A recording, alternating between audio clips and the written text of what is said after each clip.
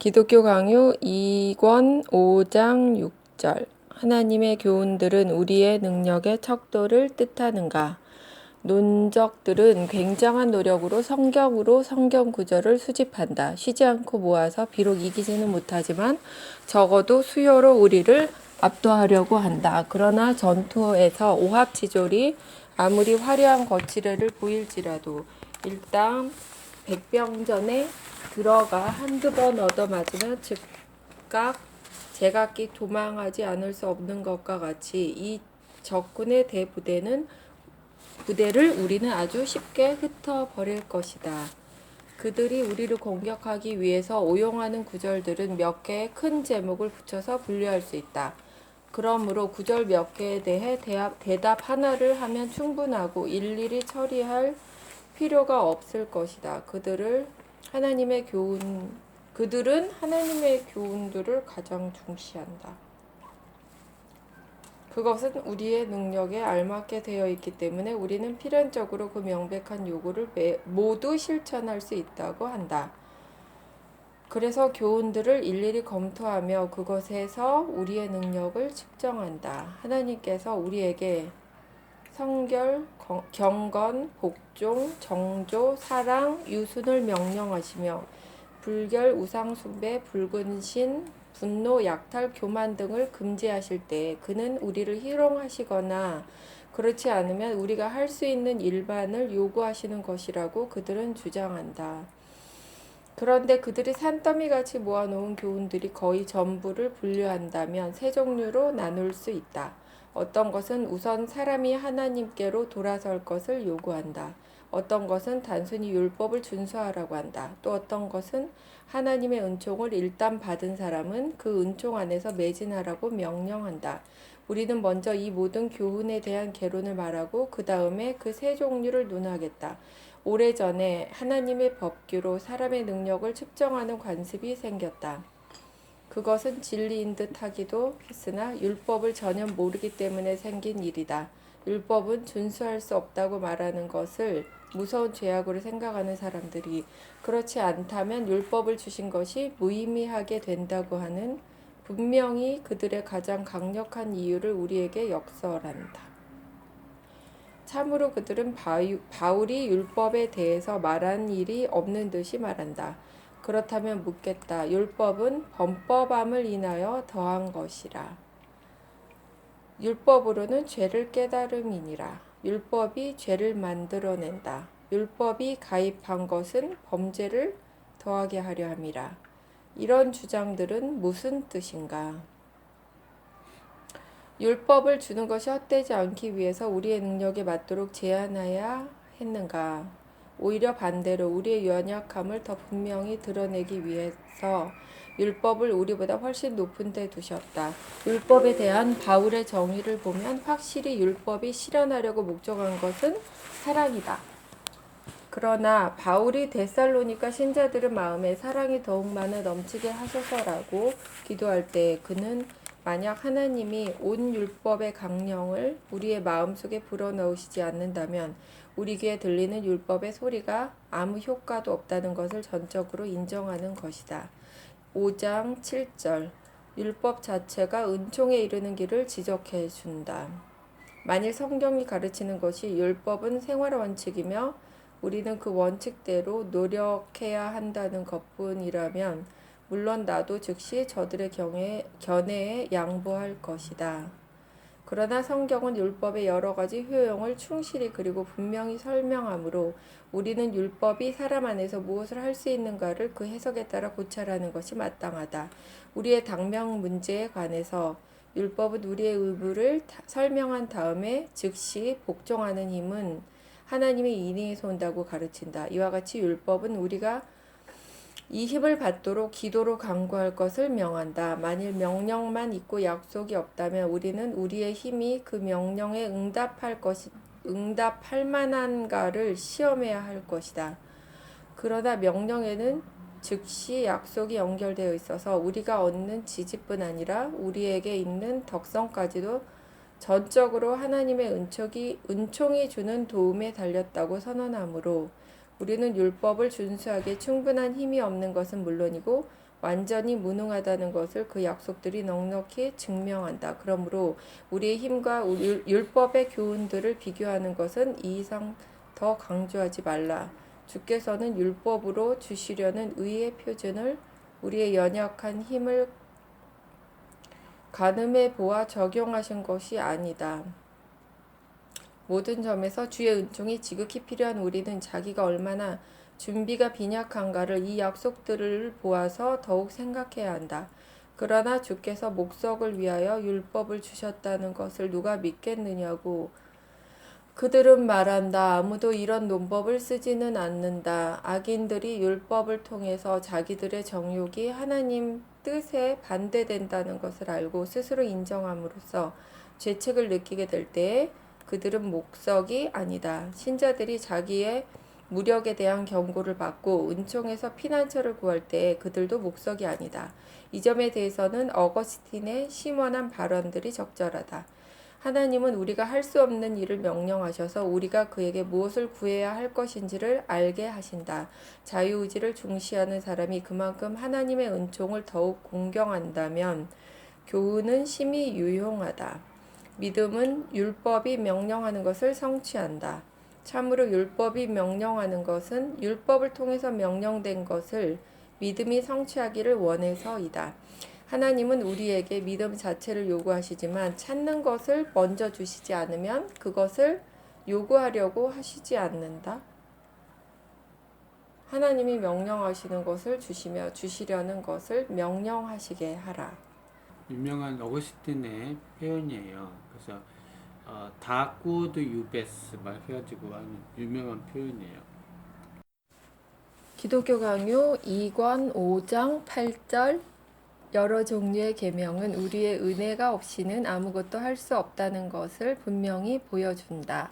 이 점은 우리가 위에서 언급한 세 가지 교훈들을 검토하면 더욱 분명하게 될 것이다. 주께서는 율법서와 예언서에서 우리를 자기에게로 돌아오라고 명령하시는 때가 많다. 그리고 한편에서 예언자는 대답한다. 주는 나의 하나님 여호와시니 나를 이끌어 돌이키소서. 그리하시면 내가 돌아오겠나이다. 내가 돌이킴을 받은 후에 뉘우쳤고 등이다. 주께서는 우리에게 마음의 할례를 행하라고 명령하시며 모세를 통하여 이 할례는 주 자신의 손으로 행하신다고 선언하신다. 어떤 곳에서는 마음을 새롭게 하라고 요구하시지만 다른 곳에서는 그 새로운 마음을 자기가 주신다고 하신다. 그러나 하나님이 약속하시는 것은 우리 자신의 선택이나 본성으로 하는 것이 아니라 하나님 자신이 은총을 통해서 하신다고 어거스틴은 말한다. 그는 우리는 율법과 약속 또는 계명과 은총을 주의 깊게 구별해야 한다는 견해를 티코니우스의 성경 이해를 위한 원칙 중에서 다섯째로 둔다. 그런데 어떤 사람은 복종할 능력이 있다고 추론하는데 이러한 추론은 제거되어야 한다. 왜냐하면 하나님의 은총에 의해서 계명들을 성취하게 되는 것인데 그들은 오히려 하나님의 그 은총을 제거하려고 하기 때문이다. 둘째 종류의 교훈들은 단순하다. 하나님을 공경하라. 그의 뜻을 굳게 잡고 준행하라. 그의 명령을 지키라. 그리고 그의 가르침을 따르라는 것이다.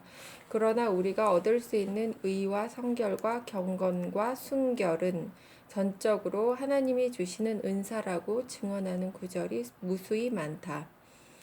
셋째 종류는 바울과 바나바가 신자들에게 했다고 누가가 언급한 말, 즉 항상 하나님의 은혜 가운데 있으라고 한 권고다.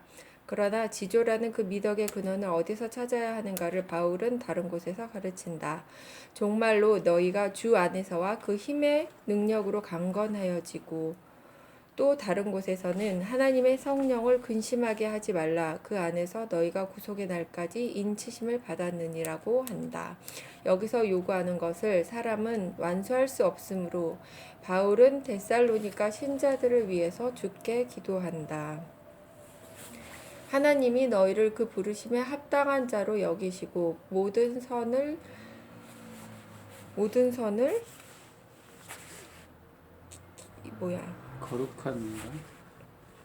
거룩함과 믿음의 역사를 능력으로 이루게 하시고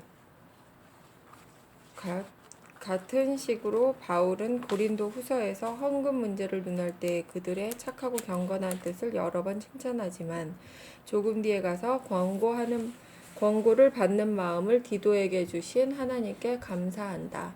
만일 디도가 하나님의 감동이 없이는 자기 입을 이용해서 남을 권고할 수 없었다면 어떻게 다른 사람들이 마음에 하나님의 직접 지도를 받지 않고서 기꺼이 행동을 취할 수 있었겠는가? 기독교 강요 2권 5장 9절. 회개는 하나님과 인간이 나눠서 하는 일이 아니다. 논적 중에서도 더 교활한 자들은 이 모든 증언에 대해서 궤변을 늘어놓는다. 하나님이 우리의 미약한 노력을 도와주시더라도 우리가 우리의 전력을 다하지 말라는 법은 없다고 한다. 또 우리의 회개가 하나님과 우리 사이에 동등하게 나눠진다고 하는 듯한 구절들을 예언서에서 인용한다. 너희는 내게로 돌아오라. 그리하면 내가 너희에게로 돌아가리라. 주께서 어떤 도움을 우리에게 주시느냐 하는 것은 위에서 설명했으니 여기서 되풀이할 필요가 없다. 나는 적어도 한 가지 점을 인정해 주기를 바란다. 즉 하나님의 모든 명령을 실천하기 위해서는 입법자이신 하나님의 은총이 필요하다는 것과 그 은총이 우리에게 약속되었다는 것이 분명한데도 불구하고 주께서 율법에 대한 복종을 우리에게 요구하신다는 이유만으로 율법을 지킬 능력을 그들이 우리에게 요구하는 것은 무의미하다는 것이다. 따라서 적어도 우리가 응할 수 있는 이상으로 우리에게서 요구하는 것이 명백하다. 또 예레미야의 다음 말은 어떤 궤변으로도 논박할 수 없다. 즉 옛날 백성과 맺은 하나님의 언약은 문자로만 한 것이었기 때문에 무효할 뿐만 아니라 더욱이 하나님의 영이 언약에 개입해서 사람들의 마음을 복종하게 만드시지 않으면 언약이 성립되지 않는다는 것이다. 너희는 내게로 돌아오라. 그리하면 내가 너희에게로 돌아가리라는 말씀도 그들의 오류를 지지하지 않는다. 거기서 하나님이 돌이키신다는 것은 우리의 마음을 새롭게 하며 회개하게 하신다는 뜻이 아니라 우리에게 물질적 번영을 주심으로써 우리를 친절히 대해 주심을 입증하신다는 뜻이다. 이것은 우리에게 역경을 주셔서 우리에게 대한 불쾌감을 보이시는 때가 있는 것과 같다. 그래서 여러 가지 불행과 재난으로 지친 백성이 하나님이 그들에게서 떠나셨다고 불평했을 때에 하나님께서는 만일 그들이 의의 모범이신 하나님께로 돌아와서 정직한 생활을 한다면 하나님의 사랑을 받으리라고 대답하신 것이다. 그러므로 이 말씀을 근거로 회개하는 일이 하나님과 사람 사이에 나눠지는 듯하다는 논적들의 추론은 이 구절의 말씀을 일부러 곡해하는 것이다. 이 문제는 당연히 율법론에서 논할 것이므로 여기서는 간단히 언급했을 뿐이다. 5장 10절. 반대자들의 견해를 따를 것 같으면 성경의 약속들은 의지의 자유를 전제한다고 생각한다. 둘째 종류의 논법은 첫째 논법과 긴밀한 관련이 있다. 그들은 주께서 우리의 의지와 언약을 맺으시는 약속들을 인용한다. 너희는 선을 구하고 악을 구하지 말라. 그리하면 살리라. 너희가 즐겨 순종하면 땅의 아름다운 소산을 먹을 것이요 너희가 거절하면 칼에 삼키우리라. 여호와의 입의 말씀이니라. 또 내가 만일 나의 목전에서 가증한 것을 버리고 마음이 요동치 아니하며 내가 내 하나님 여호와의 말씀을 삼가 듣고 그 모든 명령을 지켜 행하면 여호와께서 너를 세계 모든 민족 위에 뛰어나게 하실 것이라. 이 밖에도 비슷한 구절들을 인용한다. 예레미야 26장 3절. 주께서는 이 축복들을 주시겠다고 약속하시지만 만일 우리에게 그 약속을 실현하거나 무효로 만들 힘이 없다면 그 약속이 우리의 의지를 상대로 하는 것은 부적당하거나 희롱일 것이라고 그들은 생각한다. 이 점을 부연하기 위해서 그들이 말하는 웅변적인 항의들을 인용하는 것은 매우 어려운 일이다. 만일 우리의 의지 자체가 우리의 지배하에 있지 않다면 자기의 사랑이 우리의 의지에 좌우된다고 선언하시는 하나님은 우리를 잔인하게 속이신다. 하나님이 우리 앞에 자기의 축복들을 전개해 보이시면서도 그것을 즐길 능력이 우리에게 없다면 하나님의 이 선심은 대단한 것이다. 절대로 실현되지 못할 불가능한 일에 의존하는 약속이니 놀랍고 확실한 약속이로다. 조건이 붙어있는 약속들에 관해서는 다른 곳에서 언급할 것이다. 그때 약속의 실현이 불가능하다는 데는 아무 불합리도 없다는 것이 분명하게 될 것이다. 이 점에 관해서는 하나님이 우리에게 힘이 전혀 없는 것을 아시면서 자기의 축복을 받을 만한 일을 하라고 하시는 것이 잔인한 속임수가 아니라고 나는 단언한다. 그런데 약속은 신자들과 불신자들에게 다같이 제시되므로 양쪽에 다 유용하다. 하나님께서는 교훈으로 불신자들의 양심을 찔러 그들이 심판을 잊어버리고 죄악에 탐닉하지 못하도록 하시는 것과 같이 그들이 하나님의 사함을 받을 가치가 조금도 없다는 것을 증언하도록 약속 안에서 그들을 부르신다고 할 수 있다. 주께서 자기를 공경하는 자들을 축복하시며 자기의 존엄성을 멸시하는 자들을 엄벌하시는 것이 완전히 공평하고 적합한 일이라는 것을 누가 부정하겠는가? 그러므로 죄의 속박하에 있는 불신자들을 위해서 하나님이 약속으로 한 법을 정하시는 것은 적절하며 당연한 처사이다.